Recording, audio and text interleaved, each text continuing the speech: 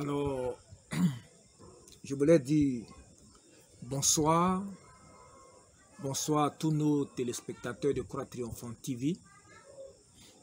Nous sommes aujourd'hui mercredi, le premier mercredi du mois de mars 2021.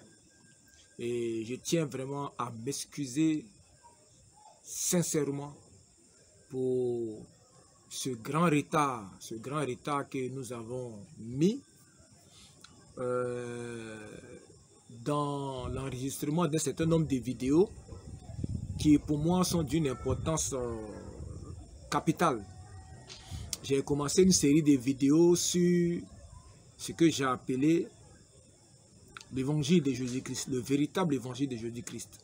Et dans cette grande série sur l'évangile de Jésus-Christ, j'ai expliqué que pour que vous puissiez bien comprendre les tenants et les aboutissants de l'évangile de Jésus-Christ, il était bon qu'on fasse un petit saut en arrière pour comprendre d'où vient cet évangile, pour comprendre autour de quoi s'articule l'évangile de Jésus-Christ.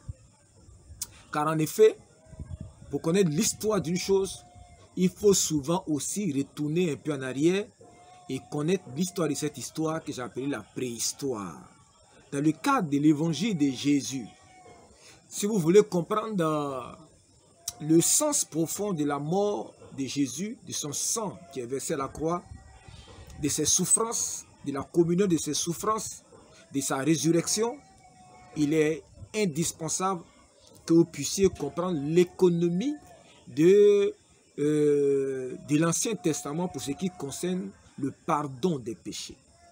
Car si Jésus est mort pour le pardon de nos péchés, s'il est ressuscité des morts pour nos justifications, c'est un rapport avec des principes qui avaient été préétablis, qui avaient été préfigurés depuis le jardin d'Éden, depuis l'Ancien Testament, jusqu'au temps où Jésus est mort.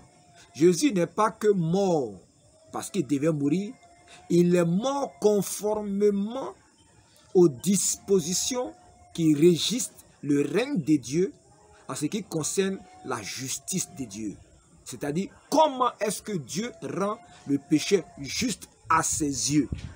C'est sur la base de ces prescriptions, de ces principes, de ces règles que Jésus-Christ va mourir, qu'il va ressusciter et qu'il va aller, non pas dans un tabernacle humain, mais il va aller dans le ciel même avec son propre sang pour se présenter dans le véritable tabernacle, là où se trouve le véritable, l'arche véritable de l'Éternel, afin d'y présenter son sang.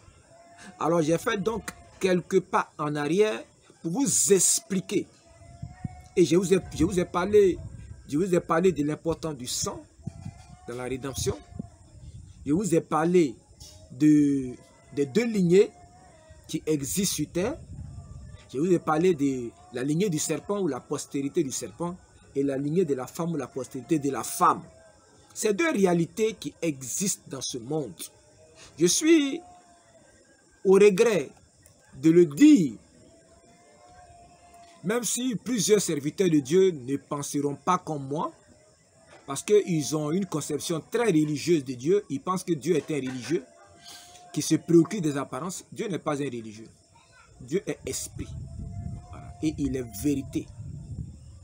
Il y a des réalités dans la Bible avec lesquelles il faut compter lorsqu'on interprète, lorsqu'on veut restituer la pensée profonde du Créateur. Sur la terre, il existe une postérité du serpent, du diable. Il y a des fils du diable sur la terre. Il y a des hommes qui ont toute l'apparence d'un homme comme vous et moi. Parce que biologiquement, nous sommes identiques. Mais c'est par rapport à la nature de l'être spirituel que nous devenons différents. Parce que l'homme est un être spirituel qui, en contact avec la réalité biologique, va devenir une âme vivante. Et c'est cette âme vivante-là qui est en procès sur la terre, qui est qui est, comme je vais dire, en épreuve sur la terre, qui est à l'épreuve sur la terre. Est-ce que vous comprenez? C'est l'âme qui traverse l'épreuve de la terre. Bref, je ne vais pas rentrer dans les détails du rôle de l'âme et de l'esprit, ce n'est pas le sujet. Mais retenez qu'il y a deux lignées sur la terre. Et ce thème-ci, c'est le clash entre les deux lignées. Je vais vous présenter ces deux lignées-là, évoluant sur terre, agissant, posant des actes. Et vous expliquer comment est-ce que ces deux lignées-là se sont mêlées. Et c'est cette réalité-là, cette hybridation de ces deux mêlées-là, qui est à la base du chaos et des difficultés que ce monde-là connaît aujourd'hui. Souvenez-vous, lorsque les enfants d'Israël, on aura peut-être l'occasion d'en parler ici, sortaient du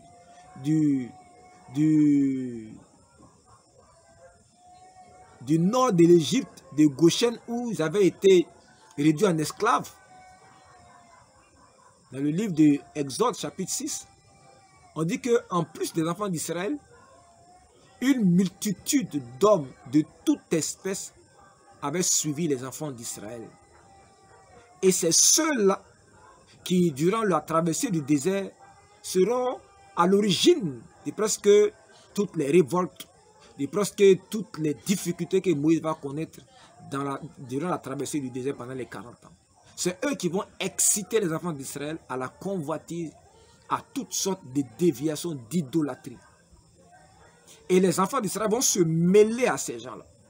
C'est pourquoi une fois que les enfants d'Israël vont arriver à Canaan, parmi les prescriptions qui ont été données, il a été formellement défendu aux enfants d'Israël de se mêler par des mariages avec les peuples qu'ils allaient trouver à Canaan. Ils devaient les détruire complètement.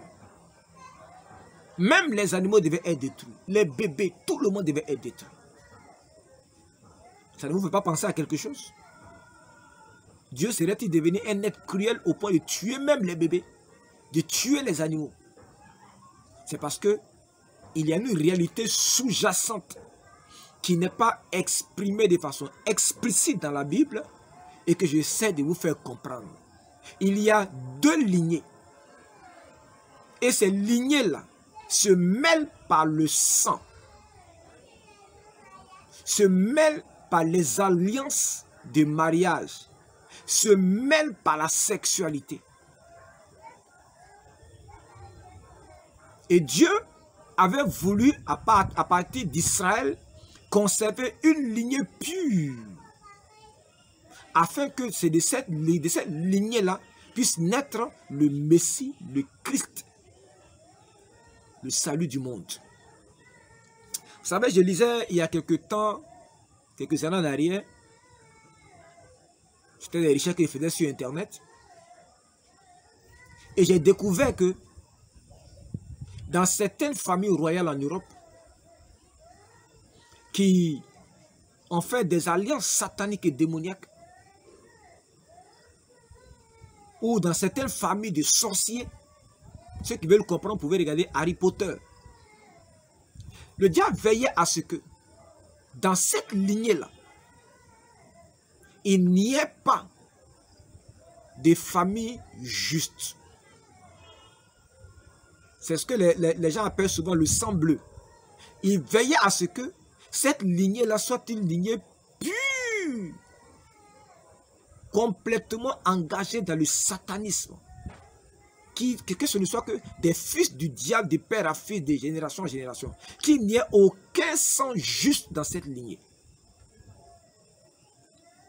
Et dans cette famille-là, les gens devaient se marier entre eux. Et le choix d'une épouse, le choix d'un époux répondait à des critères très sévères. Parce qu'il fallait conserver la pureté du sang satanique, du sang démoniaque, du sang de sorciers dans ces familles-là. Ça existe. Ce sont des réalités. Je n'invente rien. Ce sont des... Vous pouvez faire des recherches sur Internet demain. C'est ça l'origine. C'est ça l'origine. Et vous allez comprendre par la suite. Peut-être que je ferai une deuxième vidéo sur le clash des deux lignées. Mais je vais m'arrêter là et on va lire certains passages de la Bible pour vous parler un peu, pour vous expliquer ce que j'entends par le clash des deux lignées. Alors, on va commencer d'abord par la grande parabole du blé et des livrets. Matthieu 13. Matthieu 13. La parabole du blé et des livrets. Matthieu 13 à partir du verset 24. Je vais faire la lecture avec ma Bible. Je vous ai promis que je ferai les lectures cette année avec ma Bible. Parce que les Bibles électroniques commencent à devenir des problèmes. À la partie du verset 24. On dit, Jésus proposa une autre parabole et dit, le royaume des cieux est semblable à un homme qui a semé une bonne semence dans son champ. Hein? Un homme, il dit le royaume des cieux est semblable à un homme qui a semé une bonne semence dans son sang. Je vous ai dit que cette terre-ci est le reflet du royaume des cieux. Le royaume des cieux, c'est un lieu qui existe. On l'appelle aussi la montagne de Sion. C'est ce que les chrétiens appellent aussi le paradis. C'est le lieu où demeure le roi des rois et le Seigneur des seigneurs, Jésus-Christ. C'est, si vous voulez voir, le QG de toute l'action de Dieu. C'est à partir de ce QG-là que sont coordonnées toutes les activités divines dans toute la création. Et c'est le royaume des cieux qui agit et qui travaille sur la terre pour imposer sur la terre le royaume de Dieu.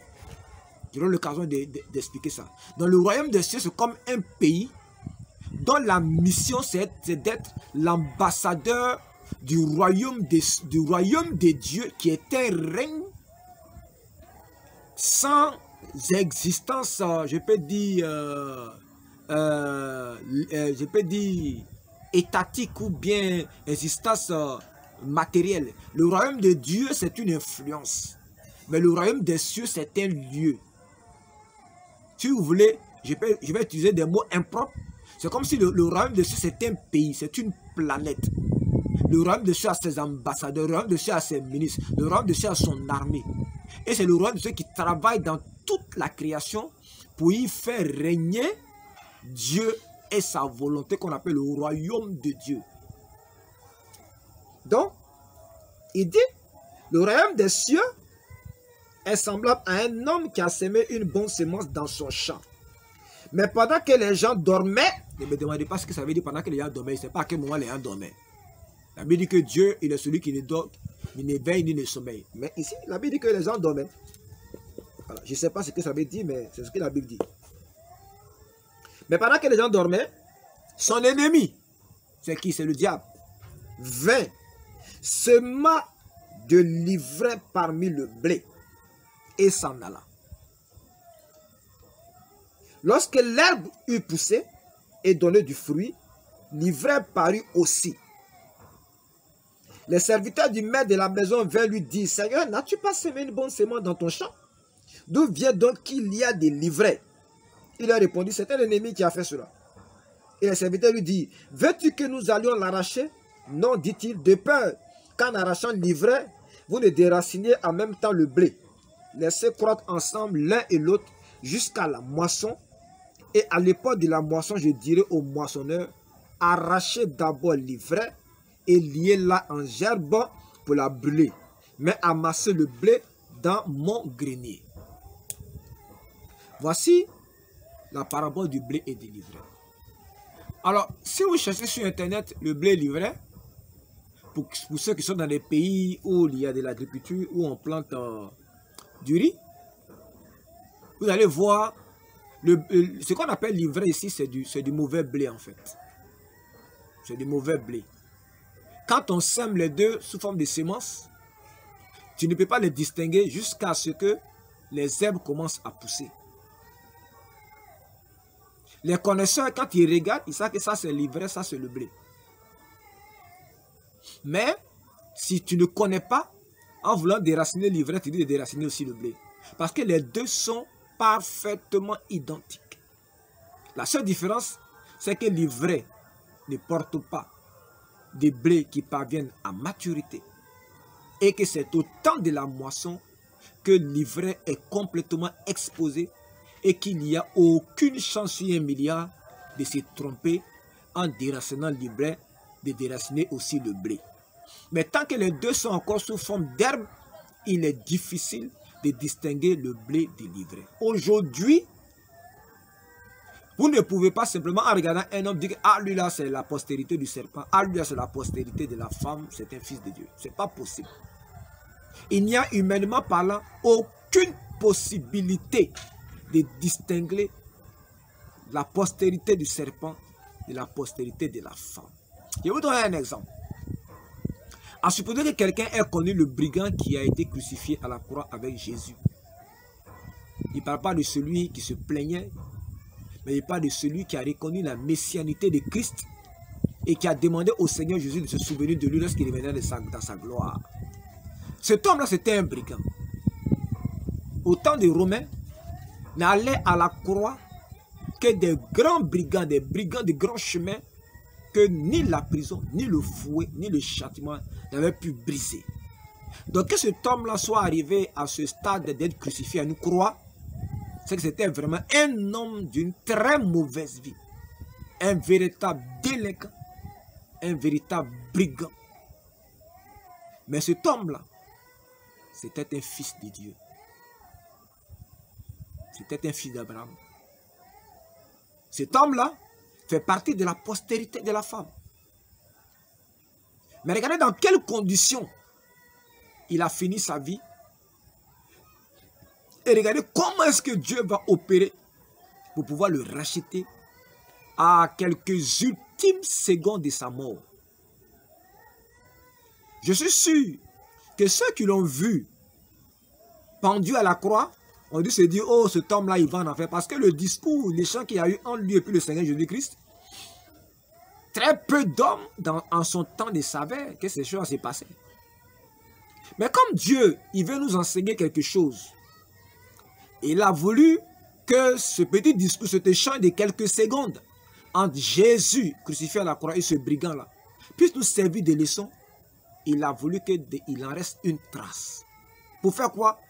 Pour que cette réalité du clash entre ces deux postérités-là puisse être manifestée, puisse être transcrite dans les Écritures et que ça nous serve d'enseignement. Par contre, l'autre brigand, lui, il savait que Jésus pouvait le sauver. Il a entendu parler de Jésus. Il savait que Jésus était le Messie. Mais au lieu d'avoir une attitude repentante, conciliante envers le Seigneur, pour que le Seigneur lui vienne en aide, il a préféré, comme sa nature le veut, se mettre dans la position de celui qui se moque, de celui qui blâme, même étant sur la croix. Parce qu'il n'y avait en lui aucune prédestination à recevoir Jésus-Christ comme son sauveur. Donc déjà à la croix, on voit le clash entre ces deux lignées. On voit exposer ces deux lignées-là manifestées devant nos yeux. Mais revenons à nos sujets. Alors, la Bible parle ici des livrets et du blé. Les deux croissent dans le même champ. Et Jésus va donner l'explication après, à partir du verset 37. Il dit, Jésus donne l'explication, hein. Écoutez, il dit, verset 36, alors il renvoya la foule et entra dans la maison.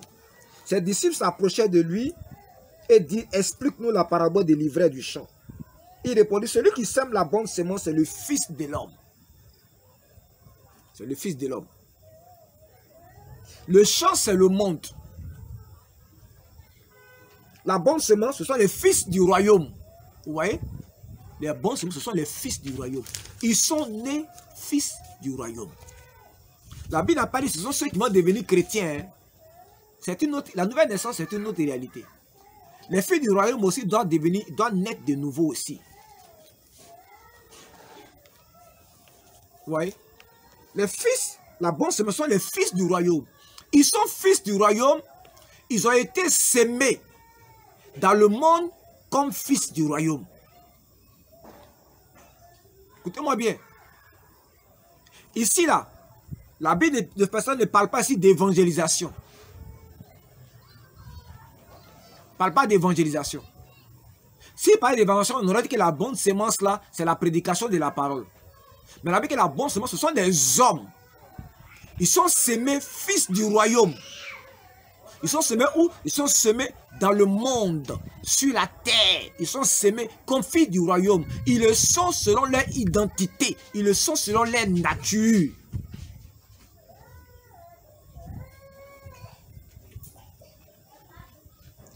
Et il dit, la bonne semence, ce sont les fils du royaume livrés. Ce sont les fils du malin. La postérité du serpent dont je vous ai parlé tantôt. La Bible dit que ce sont eux l'ivraies. Ils sont semés ivraies. Ils ne sont pas devenus ivraies parce qu'ils ont refusé l'évangile. Mais ils sont semés ivraies. C'est ce qu'ils sont et c'est leur nature. Et celui qui les a semés ici, ce n'est pas le Seigneur, mais c'est l'ennemi, c'est le malin, c'est le diable qui les a semés. Comment est-ce qu'il les a semés? On va en parler avant la fin de cette vidéo. L'ennemi qui l'a semé, c'est le diable. La moisson, c'est la fin du monde. La moisson, ce n'est pas la prédication. Vous comprenez? La moisson, ce n'est pas la prédication. La moisson, c'est la conclusion des siècles. Ce que la Bible appelle la conclusion des siècles. C'est ça qui est la moisson. Et les moissonneurs, ce sont les anges. Vous comprenez? Donc ici, il n'est pas question de prédication de l'évangile. C'est quelque chose de plus grand, de plus profond, de plus mystérieux que le Seigneur Jésus essaie de nous expliquer. Et verset 40, comme on arrache l'ivraie et qu'on la jette au feu, il en sera du même à la fin du monde. Le Fils de l'homme enverra ses anges qui arracheront de son royaume tous les scandales et ceux qui commettent l'iniquité. Et ils les jetteront dans la fournaise ardente où il y aura des pleurs et des grincements de dents. Alors les justes resplendiront comme le soleil dans le royaume de leur Père. Que celui qui a des oreilles pour entendre, entende. Alors, ici, là, il n'est pas question ici du retour de Jésus. Il est question de la conclusion des siècles. Jésus est revenu, les 1000 ans se sont écoulés, et Dieu maintenant va faire la conclusion de tous les siècles. C'est alors qu'il va introduire le dernier jugement, et que ceux qui n'auront pas été trouvés inscrits dans le livre de vie de l'agneau seront jetés dans la fournaise ardente, où il y aura des regrets, des pleurs, des grincements de dents. Est-ce que vous comprenez ça? Amen. J'espère que vous avez bien compris. Le passage ici ne parle pas d'évangélisation. Le passage est en train de nous révéler que les deux lignées-là sont en opposition sur terre. Il n'y a pas eu de clash des deux lignées. Les deux lignées sont dans le même champ. Et le Seigneur a dit, les deux sont tellement mêlés, ils sont tellement entremêlés que si on n'attend pas à la moisson, à la fin des temps, et qu'on essaie de les séparer artificiellement, on risque de déraciner aussi la bonne semence.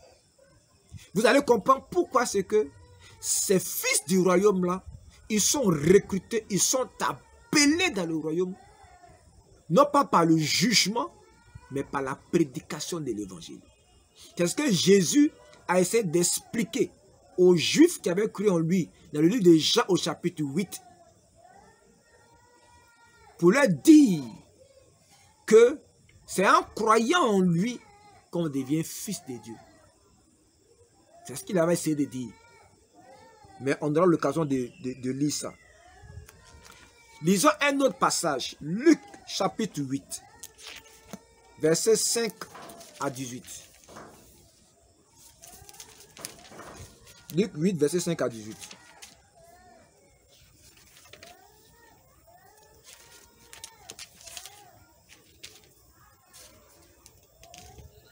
Luc 8, verset 5 à 18. C'est la parabole du semeur. On dit, ensuite Jésus alla de ville en ville, de village en village, prêchant et annonçant la bonne nouvelle du royaume. Les 12 étaient avec lui et quelques femmes qui avaient été guéries d'esprits malins et de maladies, ainsi de suite, ainsi de suite. À partir du verset 5, verset 4, une grande foule s'étant assemblée et les gens étant venus de diverses villes auprès de lui, il dit cette parabole. Un semeur sortit pour s'aimer sa semence. Vous allez voir que cette fois-ci, la semence est différente. Avant, la semence, dans le premier passage qu'on a lu, la semence était le fils du royaume. Vous allez voir qu'ici, la semence est différente. Mais le même enseignement transparaît dedans. Comme il s'aimait, une partie de la semence tomba le long du chemin. Écoutez-moi bien. Écoutez-moi bien. Comme il semait, une partie de la semence tomba le long du chemin. Je voudrais que vous prêtez attention au lieu où sont semées la même semence. Cette fois-ci, la semence est la même, mais elle est semée dans des lieux différents.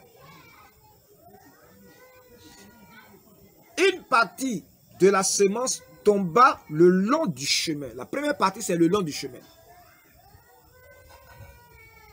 Elle fut foulée aux pieds et les oiseaux du ciel la mangèrent. Une partie tomba sur le roc. Quand elle fut levée, la semence, elle sécha parce qu'elle n'avait point d'humidité. Une autre partie tomba le long au milieu des épines. Des épines crues avec elle et l'étouffèrent. Une autre partie tomba dans la bonne terre. Quand elle fut levée, elle donna du fruit au centuple. Après avoir parlé ainsi, Jésus dit à haute voix que celui qui a des oreilles pour entendre, entende. Donc, il y a 4 endroits où est semée la même semence. Le premier endroit, c'est le long du chemin. Le deuxième endroit, c'est sur le roc. Le troisième endroit, c'est sur un endroit rempli d'épines. Et le quatrième endroit, c'est sur une bonne terre. Ses disciples lui demandèrent ce qui signifie cette parabole. Il répondit. Il vous a été donné de connaître les mystères du royaume de Dieu. Les mystères du royaume de Dieu. Il vous a été donné de connaître les mystères du royaume de Dieu. Pas du royaume des cieux, mais du royaume de Dieu. Les mystères de la pensée profonde du Père. Quand il a fait toutes choses. Mais pour les autres, cela leur est dit en parabole, afin qu'en voyant, ils ne voient point, et qu'en entendant, ils ne comprennent point. Voici ce que signifie cette parabole. La semence, c'est la parole de Dieu. De l'autre côté, la semence était le fils du royaume. Ici, la semence, c'est la parole de Dieu.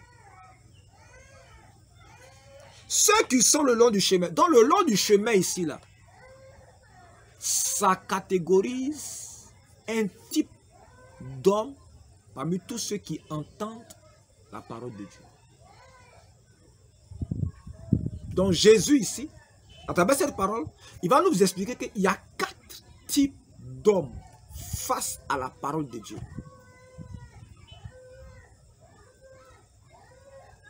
Ceux qui sont le long du chemin, ce sont ceux qui entendent. Ils entendent la parole. Tu prêches, ils écoutent. Puis le diable vient et enlève de leur cœur la parole, de peur qu'ils ne croient et ne soient sauvés. Mais pourquoi est-ce que ceux-là, quand on sème la parole, c'est le diable qui vient? Parce que le long du chemin, ces gens de cœur, ce sont des êtres profanes. Le cœur, leur nature, c'est une nature profane. Et celui qui règne en maître dans ce cœur-là, c'est le diable. Tout ce que tu sèmes dans leur cœur, le diable vient, il arrache cette parole-là. Il y a des gens, tu peux faire autant de miracles que vous voulez, autant de démonstrations de la puissance de Dieu, de la miséricorde de Dieu, de la bonté de Dieu, de l'amour de Dieu, de la compassion de Dieu. Quoi que vous puissiez faire, ça ne parle pas en faveur du Seigneur pour eux. Pourquoi?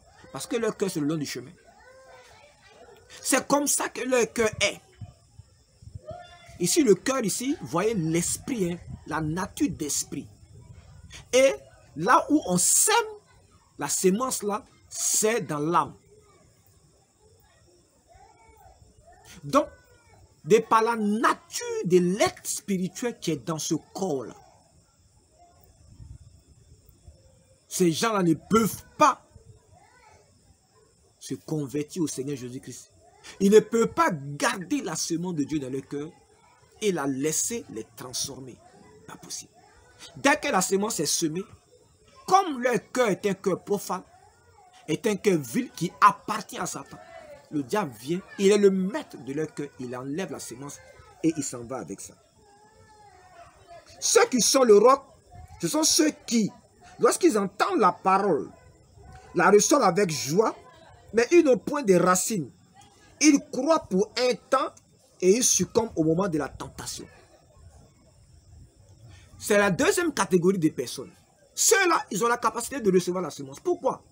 Parce que de par la nature d'esprit qu'ils sont, ils ont en eux quelques fragments de bonnes dispositions qui viennent de la nature de Christ, de la postérité de la femme. Ils ont quelque chose de divin en eux. Mais c'est tellement faible, c'est tellement fragile, que lorsque ces gens-là reçoivent la sémence, la parole de Dieu, mieux vaut les tenir loin de la tentation. Dans d'autres passages, on parle de, lorsqu'il vient des tribulations, lorsqu'il vient des difficultés, ils ne persévèrent pas. Le problème de ces gens, c'est qu'ils croient pour un temps. Ils n'ont pas assez de persévérance, n'ont pas assez de persistance, parce que la substance qu'ils ont en eux pour soutenir leur foi n'est pas grande. Et dès qu'il y a une occasion de chute, en rapport avec la prédication de l'évangile, paf, ils font demi-tour et retournent dans le monde. Mais ils ont quelque chose de divin en eux. Vous voyez, il y a certaines personnes, par exemple, qui se convertissent, et à peine ils se convertissent, quelques temps après, ils meurent. C'est ce genre de personnes. Si le Seigneur les laisse longtemps sur la terre, s'il n'abrège pas les jours, il ne peut pas les garder. Le peu de lumière qu'ils ont en eux là, ça suffit largement et le Seigneur les récupère. Troisième catégorie. Ceux qui sont tombés parmi les épées, ce sont ceux qui, ayant entendu la parole, s'en vont et la laissent étouffer par les soucis, par les richesses, les plaisirs de la vie, et ils ne portent point de fruits qui viennent à maturité. Commence maintenant la troisième catégorie, qui est la catégorie de tous les chrétiens charnels. Ils reçoivent la semence. Ils ont assez de bonnes dispositions dans leur cœur, naturellement. Ils ont un cœur bien disposé. Quand ils reçoivent la parole de Dieu, ils croient, ils acceptent l'évangile, ils sont dans la joie. Mais il reste des chrétiens charnels, des bébés. C'est tous ceux-là qui aujourd'hui remplissent nos églises, qui ne vont à l'église que par rapport au bien-être matériel que peut leur procurer la grâce de Dieu. Ceux-là, ils ont l'évangile, mais il n'y a pas de fruits, parce que l'évangile qu'ils ont reçu va grandir dans toutes sortes de compromissions, dans toutes sortes de travers. Quand tu les vois, ils sont réellement des enfants de Dieu, des enfants d'Abraham. Mais tu ne verras aucun fruit de l'esprit dans leur vie à cause de la richesse, à cause de la séduction du péché, à cause de la séduction de ce monde. Ils sont charnels. Et l'apôtre Paul dit aux Corinthiens que ce n'est pas des hommes spirituels que j'ai parlé, mais des hommes charnels. Et que j'ai des vérités bibliques à vous enseigner, mais vous ne pouvez pas les supporter. Parce que vous êtes charnels. Vous êtes dans les querelles des personnes. Vous êtes dans les querelles d'église. Vous vous battez pour vos pasteurs. Vous insultez, vous maudissez, vous mentez pour vos églises, pour vos pasteurs. Pour un homme, vous compromettez Christ en vous, l'espérance de la gloire. C'est de cela dont il est question ici. Ils sont chrétiens. Mais quand il s'agit de tricher, de voler, de mentir, Ils prennent leur foi et mettent ça dans leur poche. Ils n'ont aucun regret. Ce sont ceux-là. Ils ne portent, leur arbre ne porte aucun fruit qui vient à maturité. Il y a quelques fruits, mais ça ne mûrit jamais. C'est-à-dire quoi? Ils sont chrétiens, mais dans l'environnement où ils sont, dans le quartier où ils sont, dans le service où ils sont, jamais ils ne font du bien à quelqu'un. Jamais ils ne font profiter aux autres de la grâce de Dieu qu'ils ont. Jamais. Partage pas.